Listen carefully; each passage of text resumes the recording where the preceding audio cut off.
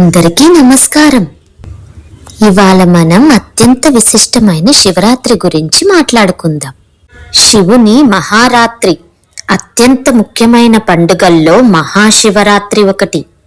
ఇది శివ మరియు శక్తి యొక్క కలయికగా జరుపుకునే పండుగ. పగటిపూట వైభవంగా రంగురంగులుగా జరుపుకునే ఇతర పండుగలకు భిన్నంగా ఇది గాఢమైన ధ్యానం, ఉపవాసం మరియు ఆధ్యాత్మిక మేల్కొలుపుకు సంబంధించిన రాత్రి. ఈ పవిత్ర రాత్రి యొక్క ప్రాముఖ్యత, ఆచారాలు మరియు సమయాల వివరాలు తెలుసుకుందాం రండి.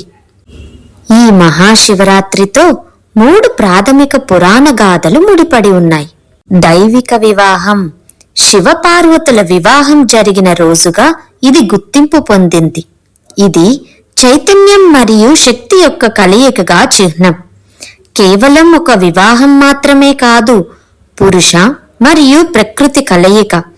శివుడు నిశ్చల చైతన్యమైతే పార్వతీదేవి క్రియాశీల శక్తి. వీరి కలయిక వల్లే ఈ సృష్టి నడుస్తుందని వేదాంతం చెబుతుంది. శివతాండవం, శివుడు సృష్టి స్థితి లయలకు చిహ్నమైన తాండవం అనే విశ్వ నృత్యాన్ని చేసిన రాత్రి. తాండవంలో 2 రకాలు ఉన్నాయి: ఆనంద తాండవం, రుద్ర తాండవం. ఆనంద తాండవం సృష్టి జరగటానికి కారణమైన ఉత్సాహం.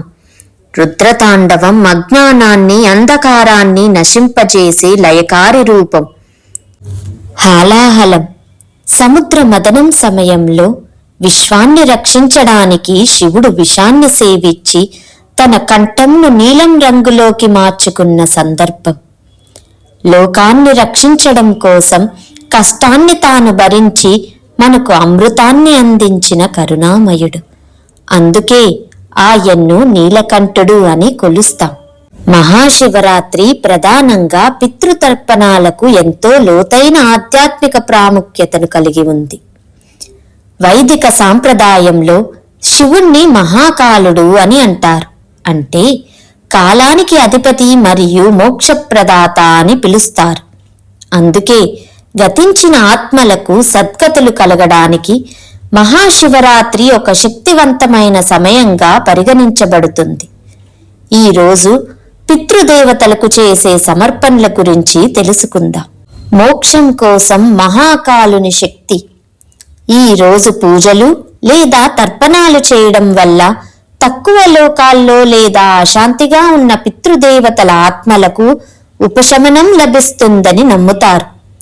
శివుడు అహంకారాన్ని మరియు పునర్జన్మ చక్రాన్ని అంతం చేసేవాడు కాబట్టి మీ పూర్వీకుల తరపున ఆయన్ను వేడుకోవడం నేరుగా వారి మోక్షం కోసం చేసే ప్రార్థన. పితృదోష నివారణ, కుటుంబ వంశంలో ఏవైనా కార్మిక అసమతుల్యతలు, దీన్ని పితృదోషం అంటారు.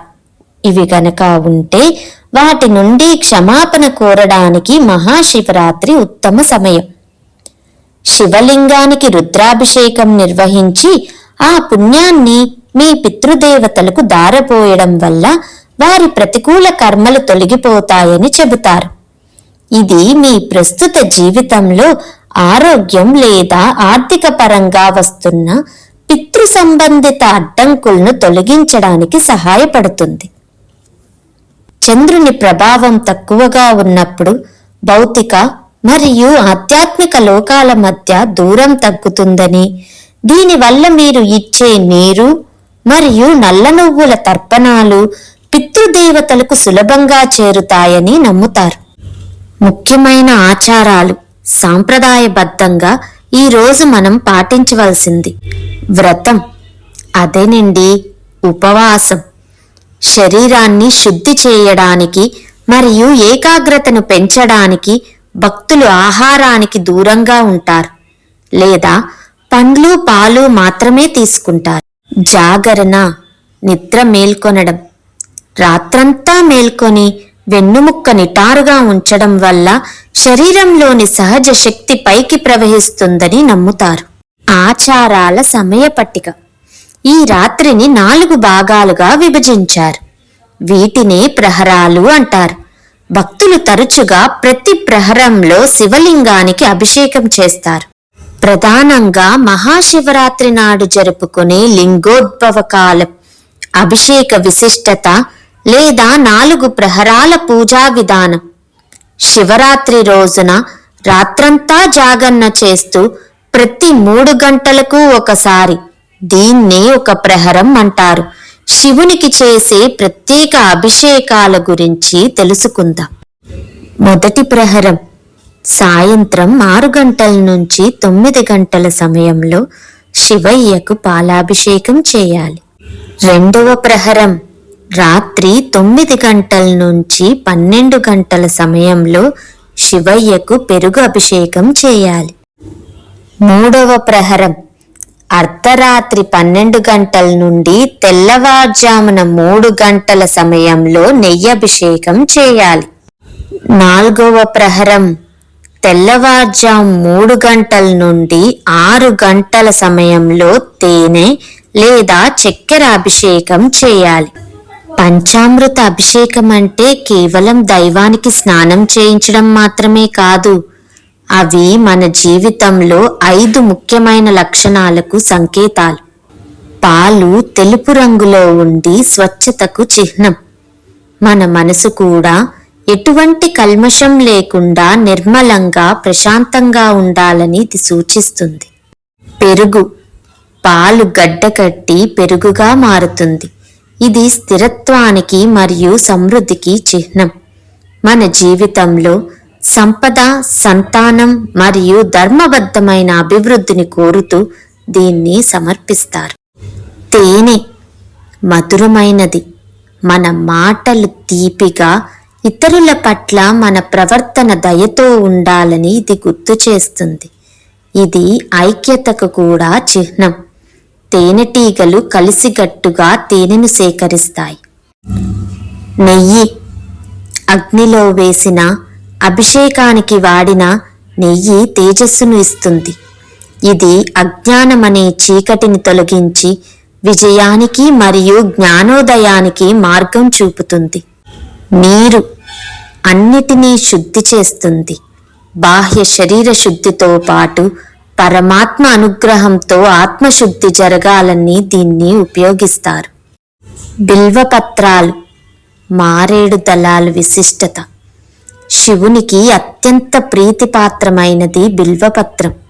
దీనిలోని 3 ఆకులు కలిగిన దళం వెనుక లోతైన అర్థాలు ఉన్నాయి.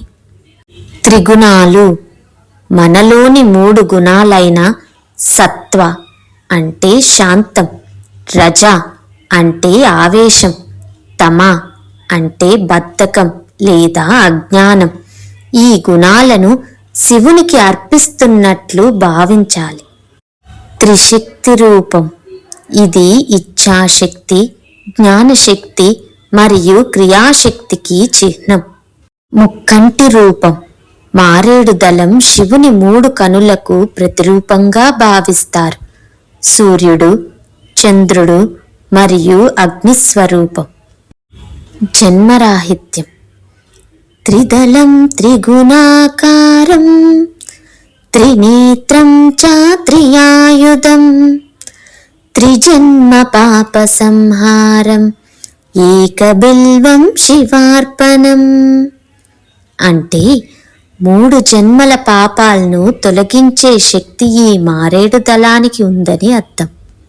ఈ రోజున పఠించాల్సిన మంత్రాలు. మీరు ఆధ్యాత్మికంగా అనుసరించాలనుకుంటే ఇవి అత్యంత శక్తివంతమైన మంత్రాలు. పంచాక్షరీ మంత్రం. ఓం నమః శివాయ. పంచాక్షరీ మంత్రానికి అర్థమేంటో తెలుసా? నేను నాలోని అంతరాత్మకు నమస్కరిస్తున్నాను లేదా నేను నా శివునికి నమస్కరిస్తున్నాను అని అర్థం. మహామృత్యుంజయ మంత్రం. ఓం త్రయంబకం యజామహే సుగంధిం పుష్టివర్ధనం ఉర్వారుకమివ బంధనాన్ మృత్యోర్ముక్షీయమామృతాత్. మహామృత్యుంజయ మంత్రం అర్థమేమిటో తెలుసా? ఆరోగ్యం మరియు జనన మరణ చక్రం నుండి విముక్తి కోసం చేసే ప్రార్థన. ఈ మంత్రాలు మరియు ప్రహరాలతో మీ శివధ్యానం అత్యద్భుతంగా జరగాలని మనస్ఫూర్తిగా కోరుకుంటున్నాను. ఈ వీడియో నచ్చితే లైక్ చేసి సబ్స్క్రైబ్ చేయండి. వీలైనంత వరకు మీ స్నేహితులకి, సన్నిహితులకి ఈ వీడియో షేర్ చేయండి. ధన్యవాదాలు.